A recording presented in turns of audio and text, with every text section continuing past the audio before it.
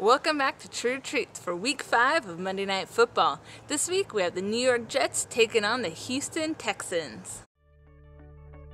For the New York Jets, we're making Knish. That means the first thing you need to do is make some mashed potatoes. So chop up and then boil some potatoes as you saute some onions in some canola oil. Once the potatoes are done, combine them with your onions, then add in your seasonings and some butter, and then mash them up. For the New York Jets, we're making knishes. Knishes, meaning bunnish, were brought to America by Eastern European Jewish immigrants in the early 1900s who brought along their family recipes. The first U.S. Knish bakery was opened in New York City in 1910.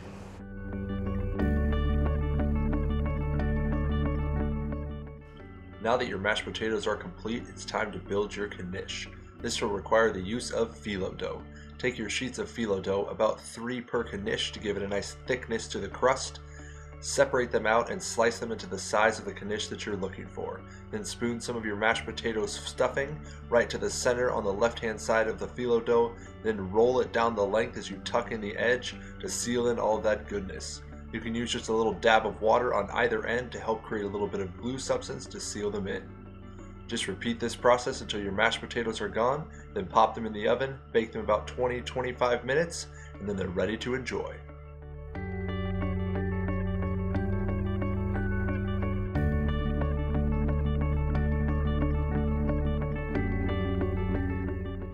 For the Houston Texans, we're making chicken fajitas. The first step for your chicken fajitas is to slice up all of your peppers and onions.